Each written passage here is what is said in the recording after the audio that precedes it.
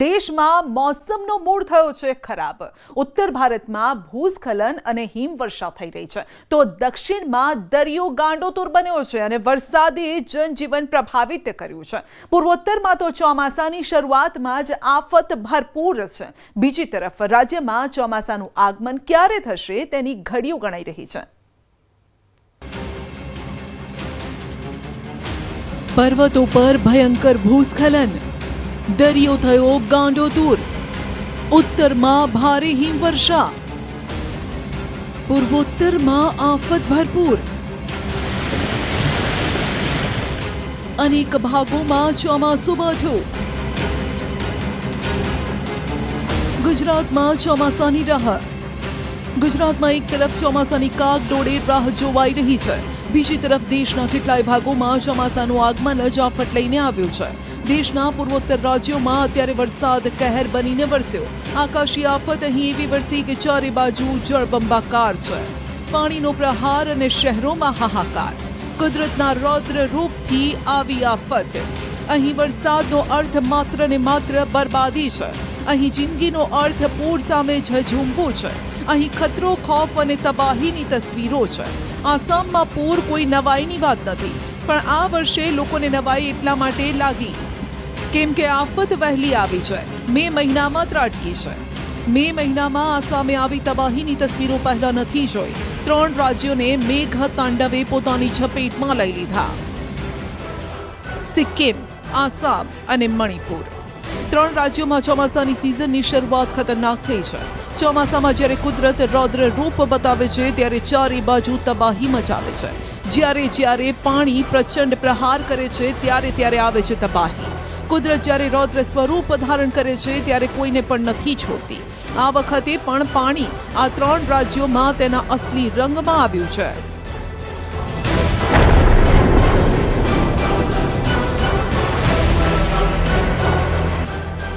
ગુવાહાટી, આસામમાં કુદરતે મે મહિનામાં જ પોતાના આકરા મિજાજનો પરિચય બતાવ્યો। આસામમાં દર વર્ષે પૂર આવતું હોય છે।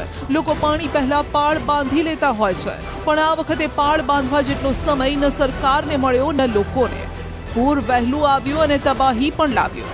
સ્કૂલ, કોલેજ બધું પાણીમાં ડૂબી ગયું। આ રહેણાંક વિસ્તાર છે જે આખો પાણીમાં ગરકાવ છે। જુઓ, રસ્તા પર કેટલા પાણી ફરી વળ્યા છે। માણસનું ચાલવું તો દૂર, ભારે વાહનોનું ચાલવું પણ મુશ્કેલ થઈ ગયું છે। પ્રથમ વરસાદમાં જ આ હાલ। રસ્તા જળબંબાકાર ને ઘરમાં ઘૂસ્યા પાણી। પેટ્રોલ પંપ પણ પાણીમાં ગરકાવ થયો ને પાણીમાં ફસાયા અનેક વાહનો। તમે તસવીરો જોઈ શકો છો। પ્રથમ વરસાદમાં જ ગુવાહાટી શહેરના શું હાલ થયા છે। રસ્તા તમને નજરે નથી પડી રહ્યા કારણ કે સમગ્ર જગ્યાએ પાણીનો કબજો છે। ગટર લાઈન જામ થઈ ગઈ છે ને એટલે પાણીના નિકાલની કોઈ વ્યવસ્થા નથી। કેટલાય લોકો કામ ધંધે જવા માટે આ રીતે પાણીમાં જીવ જોખમમાં મૂકીને જઈ રહ્યા છે। વાહનો બંધ પડી જતા તેને ધક્કા મારવા પડ્યા। જુઓ, આ ગાડી તો પાણીમાં ફસાઈ ગઈ। જુઓ, આ ભારે ભરખમ ટ્રક પાણીમાં ફસાઈ ગયો। તમને આ દ્રશ્યો પરથી જ અહીં કેટલો વરસાદ પડ્યો છે તેનો અંદાજો આવી ગયો હશે। કેટલાય લોકો જુઓ માથા પર સામાન મૂકીને જઈ રહ્યા છે। પેટ્રોલ પંપ જુઓ, આખો પાણીમાં ગરકાવ થઈ ગયો છે। यहाँ पर आदमी जाने का, गाड़ी जाने का कोई साधन नहीं है, कुछ नहीं है। आदमी को इतना तकलीफ होता है, आदमी कोई भी एक्सीडेंट हो सकता है यहाँ पर। सरकार सरकार तो बोल रहा है हमेशा डेवलपमेंट हो रहा है। अभी बोलता है कि हम ब्रिज बना रहा है। यही सरकार बोलता है, और क्या बोलेगा सरकार। और वो तो पानी काल भी पूरा पानी था, आज तो थोड़ा कमती हुआ है। तो आप लोगों को कैसे तकलीफ होता है? बहुत तकलीफ होता है। ड्यूटी में तो जाना ही पड़ता है। આ તરફ રસ્તા પર તો બોટ ફરવા માંડી। ગુવાહાટીમાં ગુરુવાર રાતથી જ ભારે વરસાદ વરસી રહ્યો છે, જેના કારણે શહેરના મોટા ભાગના વિસ્તારો જળબંબાકાર થઈ ગયા। કેટલી જગ્યાએ કમર સુધી પાણી ભરાઈ ગયા। કોલોનીમાં લોકોના ઘરમાં પાણી ઘૂસ્યા, જેના કારણે લોકોને રેસ્ક્યુ કરવા માટે એસડીઆરએફની ટીમને પણ જોતરાવવું પડ્યું। લોકોને આ રીતે બોટમાં રેસ્ક્યુ કરીને સહી સલામત સ્થળે ખસેડવામાં આવ્યા। મુખ્યમંત્રી બિસ્વાએ પણ હજુ વરસાદની સંભાવના હોય લોકોને ઘરમાં રહેવા અપીલ કરી। સરકાર કોઈ પણ પરિસ્થિતિનો સામનો કરવા માટે તૈયાર હોવાનો દાવો કર્યો। હવામાન વિભાગે 17 જિલ્લામાં રેડ એલર્ટ જાહેર કર્યું છે। રેડ અલર્ટ ધરાવતા જિલ્લાઓમાં કેટલીક જગ્યાએ ભારેથી અતિ ભારે વરસાદ અને કેટલીક જગ્યાએ અત્યંત ભારે વરસાદ છે. 40-50 કિલોમીટર પ્રતિ કલાકની ઝડપે પવન ફૂંકાઈ રહ્યો છે અને એવી ચેતવણી પણ અપાઈ રહી છે કે આ ઝડપ વધી શકે છે. ભારતીય હવામાન વિભાગ 1 જૂન સુધી ઉત્તર પૂર્વના તમામ રાજ્યોમાં વાવાઝોડા અને ભારે પવન સાથે ભારેથી અતિ ભારે વરસાદની આગાહી કરી ચૂક્યું છે.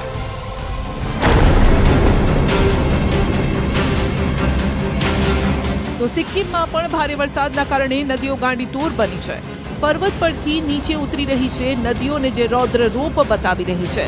કેટલી જગ્યાએ ભૂસ્ખલનની ઘટનાઓ બની છે જેના કારણે વાહન વ્યવહારને અસર થઈ તો કેટલી જગ્યાએ ભૂસ્ખલનના કારણે વાહનોનો ખુરદો બોલી ગયો.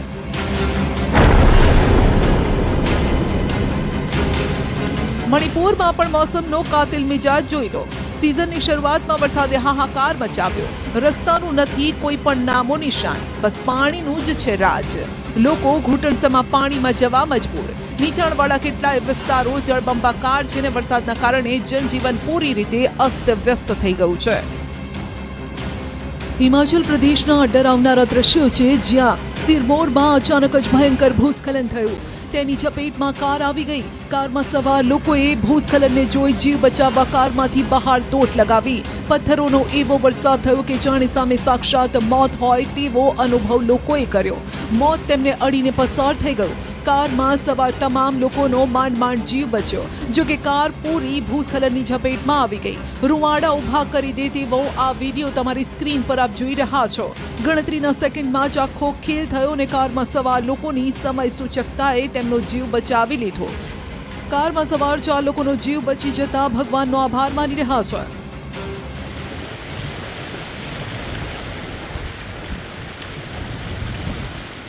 તો દરિયાના ધસમસતા પાણીને જોઈ લો જે કિનારા પરના ઘરમાં ઘૂસી ગયા. આ ભયભીત કરનારા દ્રશ્યો કેરળના કોચીના છે. કોચીના કન્નમલ્લી અને ચેલ્લનમ્મા વિસ્તારમાં દરિયો ગાંડો થયો છે. અહીં ભારે પવન સાથે દરિયામાં રાક્ષસી મોજા ઉછળી રહ્યા છે. દરિયા કિનારે કેટલી કોલોનીઓ પાણીમાં ડૂબેલી છે. કેરળના વિસ્તારમાં પહેલા જ વહીવટી તંત્રએ રેડ એલર્ટ આપ્યું છે અને ભારે વરસાદ, પવન, દરિયાના રૌદ્ર રૂપના કારણે જનજીવન અસ્તવ્યસ્ત થઈ ગયું છે.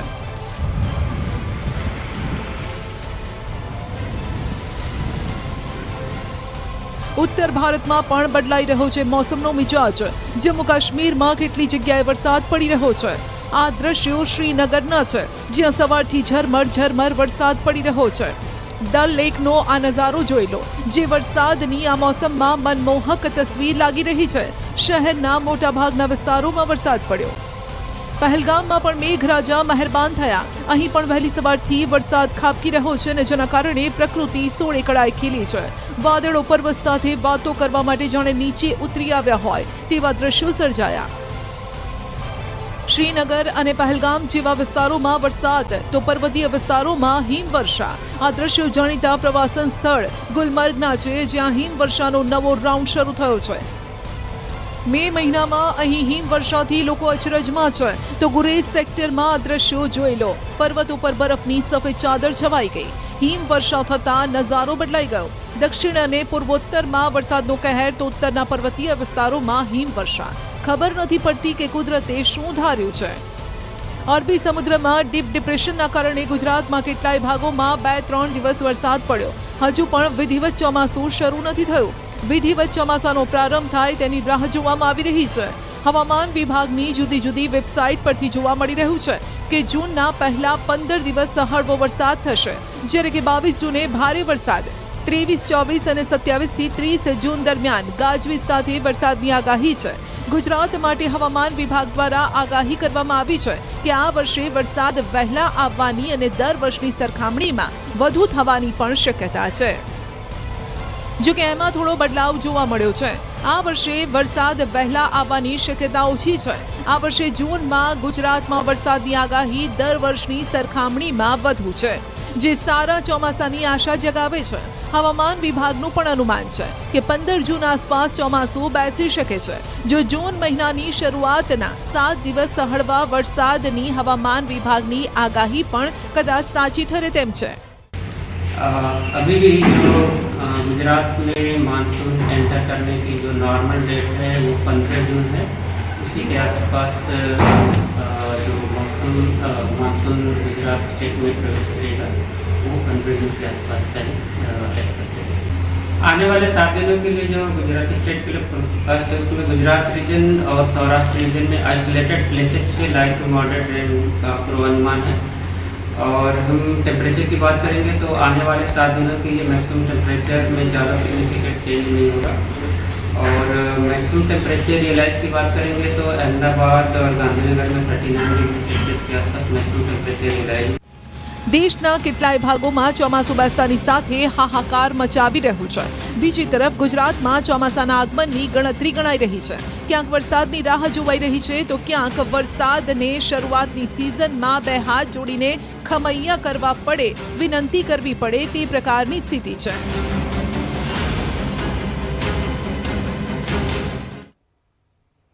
લાંબા સમય બાદ ફરી એકવાર પાટીદાર ચર્ચામાં છે। આ વખતે વિવાદ એક કથિત ઓડિયો ક્લિપને લઈને થયો છે, જેમાં એક પાટીદાર મહિલા અગ્રણી અને પાટીદાર યુવક વચ્ચે લેણદેણ અને જાણીતા પાટીદાર અગ્રણીને બ્લેકમેલ કરવાની વાત સંભળાઈ રહી છે। પરંતુ આ ઓડિયો ક્લિપ પાછળની ઇનસાઇડ સ્ટોરી શું છે, ચાલો જાણીએ।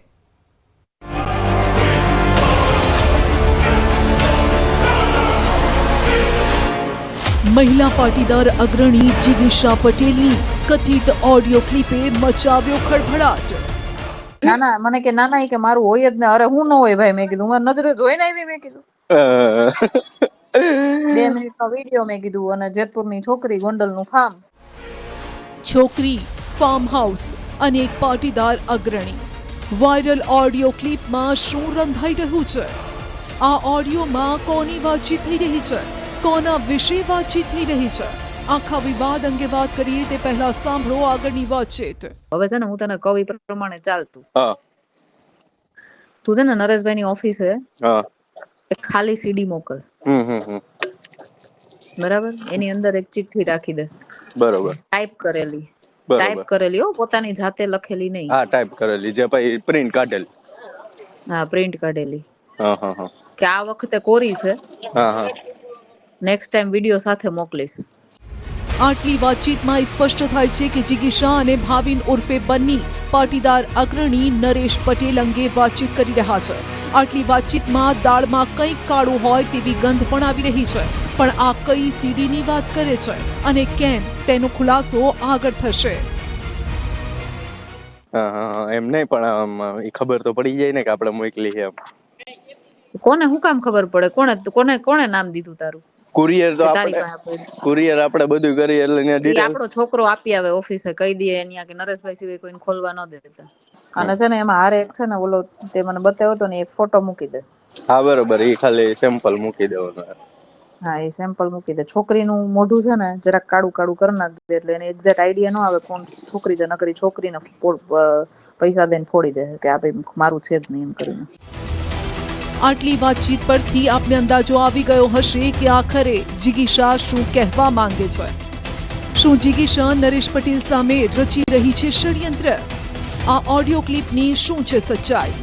રાજકોટમાં પાટીદાર આગેવાન નરેશ પટેલ વિરુદ્ધની ઓડિયો ક્લિપ વાયરલ થઈ ગઈ છે અને આ ઓડિયો ક્લિપ જીગીશા પટેલ અને બન્ની ગજેરા વચ્ચેની વાતચીતની હોવાની ચર્ચા છે। ઓડિયો ક્લિપમાં યુવતી સામે છેડે રહેલા યુવકને નરેશ પટેલને બ્લેકમેલ કરવા માટે સલાહ આપે છે। ઓડિયો ક્લિપમાં ગોંડલનું ફાર્મ હાઉસ, જેતપુરની છોકરી સહિતના શબ્દો બોલાયા છે। રોકડા મળે તો રોકડા લઈ લેવાય અને મિલકત મળે તો મિલકત લઈ લેવાય સહિતની બાબતો પણ જીગીશા પટેલે બન્ની ગજેરાને જણાવી છે અને કહી રહી છે કે ખોટું કરનાર સાથે ખોટું કરવામાં કંઈ વાંધો નથી। ત્યારે સવાલ એ થાય છે કે શું જીગીશા ભાવિન ઉર્ફે બન્ની ગજેરા મારફતે ખંડણી ઉઘરાવવાનું કામ કરી રહી છે?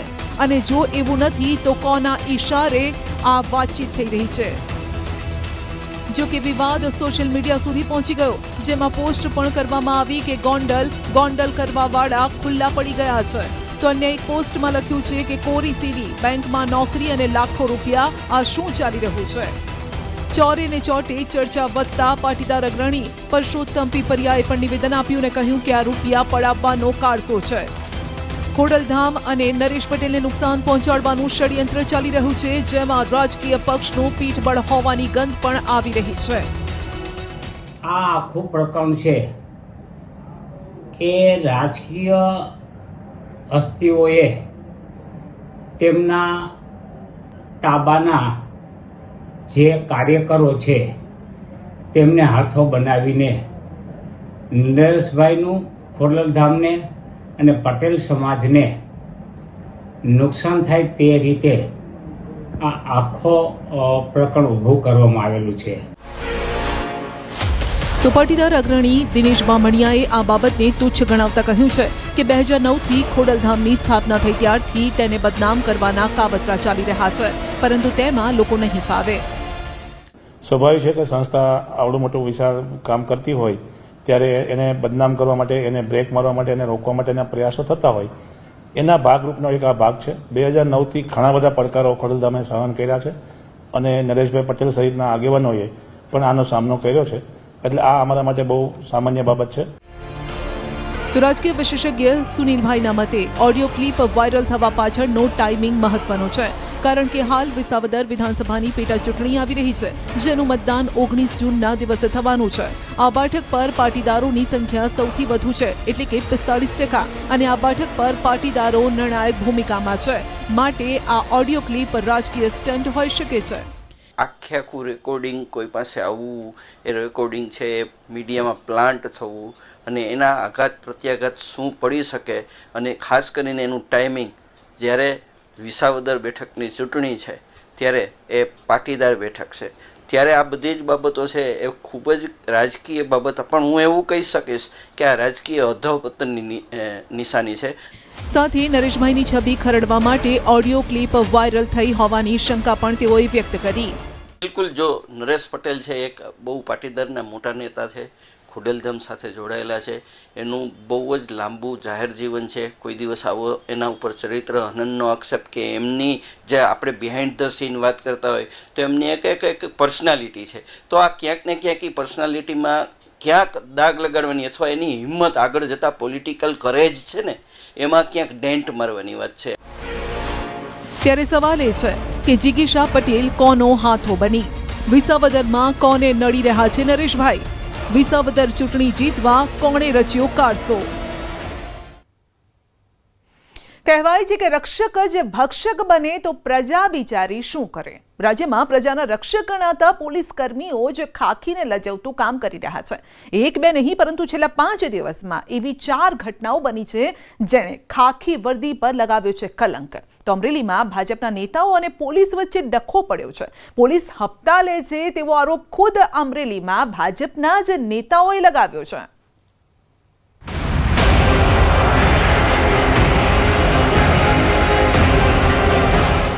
નશામાં ધૂત પીઆઈએ કર્યો અકસ્માત. તમે એક ગુજરાતના ભારતના જવાબદાર વ્યક્તિ છો તમે આમ લોકોને ડ્રિંક એન્ડ ડ્રાઈવમાં પકડો છો, લોકોના તોડ પાણી કરો છો અને આવી વસ્તુ કરી રહ્યા છો. હાલો તમે હાલીને જે હું નથી, તમે જો ઘરે બેસીને પીઓ ને, પીવું છે તો બહાર શું કરો? લોકોને જોડે બહાર કયા પોલીસ સ્ટેશનમાં છો તમે? પહેલા તમે ભૂલ સ્વીકારો. તમે ભૂલ મારી ગયા છો, દારૂ પડ્યો છે, માણાનું વિઝન જ જતું રહે અને તમારા ભૂલના ચક્કરમાં છે ને કોઈની જાન જતી રહે, ખબર પડે છે? તું ના બોલો એટલે શું હોય છે? પૈસાથી કોઈકનો જીવ આવી જશે. તો કોનો બેન નો વાંક છે? એમને બહાર જ ના, બેન આચો, બેન ને બહાર ના નીકળવું જોઈએ. બધા પી પીને ફરતા હોય તો ભાઈ ના નીકળવું. નશામાં ધૂત પીઆઈ બાદમાં નશામાં ધૂત પીએસઆઈની પણ જોઈ લો કરતૂત. ના બરાબર જ નેમપ્લેટ શું છે? વાય એમ પડિયાર, વાય એચ પડિયાર, બરોબર લઈ લે. કમ્પ્લેટ ઉડા હા જોઈ લે, ગાડીનો લઈ લે. બેહી જાઓ સાહેબ, બેહી જાઓ. તમારામાં હોશ નહીં, બેહી જાઓ. તમે કોકને ગાડી ઠોકી છે ને, બેહી જાઓ. હવે શાંતિ રાખો. ના તો કોને ઠોકી? ચાલુ જ છે. તમારી ગાડીની હાલત છો, તમે આટલા બીધેલા છો. કોણ છે સાઈડમાં કરાય? નહીં બીધેલા, નહીં બીધેલા. આ નહીં યાર. આ કેટલા છે? આ કેટલા છે? હે કેટલા છે? આ 3 4 છે. 4 મંગળો બતાવો ને. અમરેલીમાં ભાજપના નેતાઓ વર્સિસ પોલીસ. હું ખુલ્લેઆમ એસપીને કહું છું કે પાર્ટી કાર્યાલય ભારતીય જનતા પાર્ટીનો કાર્યકર્તા પોતાની જાતે ચલાવે છે. બહુ થાય કદાચ તો બાર્ગેનિંગ કાર્યકર્તાની અંદર કરીને પણ ચલાવે છે, નહીં કે તમારી જેમ રેતીના કે દારૂના હપ્તા લઈ અને તમે જે એસો આરામ કરો છો એવું નથી. અને મારે ખુલ્લેઆમ કહેવું છે કે રેતી અને દારૂ એ કોઈ જો ધંધો કરતા હોય કે એના જે કોઈ પેલું આખો એજન્સી હોય તો એ પોલીસની છે, એમાં જરા પણ યથાશક્તિ નથી. ગુજરાતમાં દારૂબંધી હોવા છતાં તેની અમલવારીને લઈને અવારનવાર સવાલો ઉઠતા રહે છે. ત્યારે અમરેલી જિલ્લામાં ખુદ ભાજપના જ નેતાઓએ પોલીસની કાર્યપદ્ધતિ અને દારૂબંધીના અમલ પર ગંભીર પ્રશ્નો ઉઠાવ્યા. ભાજપના જિલ્લા પંચાયતના સભ્ય વિપુલ દુધાતે અમરેલીના લીલિયામાં કાયદા વ્યવસ્થાના લીરે લીરા ઉડાડ્યા હોવાનો આરોપ છે અને આ મામલે તેમણે જિલ્લા પોલીસ વડા સંજય ખરાસ સામે મોરચો માંડ્યો. દાવા પ્રમાણે ભાજપના જિલ્લા પંચાયતના સભ્ય વિપુલ દુધાતે ગેરકાયદેસર થતા રેતી ખનન અને દેશી દારૂના ખુલ્લેઆમ વેચાણને અટકાવવા રજૂઆત કરી. જોકે જિલ્લા એસપીએ રજૂઆત સાંભળવાના બદલે ઉદ્ધત જવાબ આપ્યા. દાવા પ્રમાણે એસપી સંજય ખરાતે ત્યાં સુધી કીધું કે તમારું કમલમ કઈ રીતે ચાલે છે. સાથે જ તેમણે રજૂઆત કરવા આવેલા ભાજપ કાર્યકરો રૂપિયા માટે બધું કરતા હોવાનો ગંભીર આરોપ લગાવ્યો હોવાનું વિપુલ દુધાતે જણાવ્યું. પોલીસે પણ કેટલાક આરોપોનો વળતો જવાબ આપતા સમગ્ર મુદ્દે રાજકારણ ગરમાયું. એસપી દ્વારા એવું કહેવામાં આવેલ કે લોકોને દારૂ પીતા બંધ કરો, દારૂ અમે વેચવા માટેનું કડકાઈ કરીએ છીએ, અને એના જે જવાબ અને વર્તન હતા એ બિલકુલ ખરાબ હતું અને એક અધિકારીને શોભે એ પ્રકારનું કોઈ પણ વર્તન ના હતું. અને અમે જે રજૂઆત કરેલા એમાં લોકો ઉપર આક્ષેપ કરવામાં આવેલ કે અમે આ બધું પૈસા માટે કરીએ છીએ. તો મારી આ મીડિયાના માધ્યમથી એસપીને ચેલેન્જ છે કે લીલિયા તાલુકાની અંદર જે ગામની અંદર જઈને પૂછો કે વિપુલ દુધાત જિલ્લા પંચાયતના સભ્ય કે મારા પિતાશ્રી હતા મગનભાઈ દુધાત, અમે ક્યારેય અમારો પરિવાર પૈસા માટે કરતો નથી. એ લીલિયાની જનતાને ખૂબ સારી રીતે જાણે છે અને તમારા જેવા અધિકારીઓના માટે સરકારી ટિકિટની કોઈ જરૂર નથી. આજે આ જ બાબતે એસપી સરના ઇન્સ્પેક્શન દરમિયાન વિપુલભાઈ દુધાતનાઓ પોતાના અલગ અલગ 10 માણસો સાથે રજૂઆત કરવા આવેલ. એસપી સરનાઓ દ્વારા એ બાબતે પ્રોહિબિશનની બાંહેધરી પણ આપેલ અને કાર્યવાહી કડકમાં કડક કરવામાં આવશે જણાવવામાં આવેલ. સાથે જ વિપુલભાઈ દુધાતનાઓની જે અલગ અલગ નોંધો કરેલ છે તેનું ધ્યાન દોરતા અને એમને રજૂઆત ઉગ્ર કરતા અંતે પોતે ત્યાંથી બહાર નીકળી ગયેલ અને બહાર જઈને પોલીસ પર ખોટા આક્ષેપો કરવામાં આવેલ. તો છેલ્લા થોડા દિવસથી પોલીસ અને રાજકારણીઓ વચ્ચેની શાબ્દિક ખેંચતાણ ચાલી રહી છે, જેમાં વિપુલ દુધાતે કરેલા નિવેદન બાદ ગરમાવો આવ્યો. તેમણે દાવો કર્યો છે કે અમરેલીમાં દારૂના ખુલ્લેઆમ અડ્ડા ચાલી રહ્યા છે. જિલ્લા પોલીસ વડા ઉદ્ધતાઈપૂર્વક વર્તન કરે છે. તેમણે પોતાના આરોપોને સમર્થન આપવા માટે સોશિયલ મીડિયાનો સહારો લીધો. દુધાતે દેશી દારૂના વેચાણનો એક વિડીયો વાયરલ કર્યો અને શાક માર્કેટમાંથી મળી આવેલ ખાલી દારૂની બોટલના ફોટો પણ શેર કર્યા, જે પોલીસની નિષ્ફળતાનો પુરાવો હોવાનું તેમણે ગણાવ્યું. તો દિલીપ સંઘાણીએ દાવો કર્યો કે વિપુલ દુધાતની વાત સાચી છે. સંઘાણીએ પણ એસપીની કામગીરી સામે ગંભીર સવાલ ઉઠાવ્યા કે દારૂબંધી વાત કરવાના બદલે દારૂ વેચવાવાળાને બંધ કરવાના બદલે દારૂ પીવાવાળાને બંધ કરાવો ને. આ એસપીનો જવાબ લેશ માત્ર વ્યાજબી ન કહેવાય. કાયદાના રક્ષક, કાયદાનું ભક્ષણ થાય, વેપાર બીજા કરે એની મલાઈ પોતાએ ખાય, એ પરિસ્થિતિમાં પોતાની મલાઈ જૂટવાતી હોય એટલે આવો જવાબ આપે એ પણ વ્યાજબી ન કહેવાય. બીજી બાજુ રેતી ખનન બાબતમાં ભાજપ કાર્યાલય કેવી રીતે ચલાવો છો એ પણ મારે તપાસ કરવી પડશે. આ દેશમાં મમતા બેનર્જીના રાજમાં ભાજપ કાર્યાલય ઉપર હુમલા થાય, બંધ કરવાના પ્રયાસ થાય, એ મમતાનું રાજ અમરેલી જિલ્લામાં એસપી ખરાત દ્વારા કરવાનો જે પ્રયાસ છે એ લેશ માત્ર અમે ચલાવવા તૈયાર નથી. આ મુદ્દે ભાજપના પૂર્વ સાંસદ નારણ કાછડિયાએ પણ પોલીસ વડા પર શાબ્દિક પ્રહાર કર્યા. તેમણે દાવો કર્યો છે કે પોલીસ વડાએ ભાજપના કાર્યાલયના સંચાલન માટે ફંડ ક્યાંથી આવે છે તેની તપાસ કરાવવાની વાત કહી હતી. કાછડિયાએ આક્રોશ વ્યક્ત કર્યો. તેમણે પોલીસ વડાને દારૂ પીનારાઓને રોકવાની જવાબદારી પોલીસની છે કે નહીં તેવો સીધો સવાલ કર્યો. હું ખુલ્લેઆમ એસપીને કહું છું કે પાર્ટી કાર્યાલય ભારતીય જનતા પાર્ટીનો કાર્યકર્તા પોતાની જાતે ચલાવે છે. બહુ થાય કદાચ તો બાર્ગેનિંગ કાર્યકર્તાની અંદર કરીને પણ ચલાવે છે, નહીં કે તમારી જેમ રેતીના કે દારૂના હપ્તા લે અને તમે જે એસો આરામ કરો છો એવું નથી. અને મારે ખુલ્લેઆમ કહેવું છે કે રેતી અને દારૂ એ કોઈ જો ધંધો કરતા હોય કે એના જે કોઈ પેલું આખો એજન્સી હોય તો એ પોલીસની છે, એમાં જરા પણ યથાશક્તિ નથી. કારણ અને એસપી એવું કીધું કે દારૂ પીવાવાળાને, વિપુલભાઈને એવું કીધું કે દારૂ પીવાવાળાને તમે કહો એ બંધ થઈ જાય. એ જવાબદારી વિપુલભાઈ દુધાતની છે કે પોલીસની છે? પહેલાં તો પોલીસને દારૂ જે વેચે છે ને એને બંધ કરાવો એટલે ઓટોમેટિક પીવાવાળા બંધ થઈ જાય. તમે દારૂના બુટલેગર પાસેથી હપ્તા લ્યો છો અને દારૂ પીવે એને પકડીને એની પાસેથી પણ પૈસા લ્યો છો. એટલે તમે તો કરવતની ધારની જેમ બંને બાજુથી પૈસા પડાવો છો.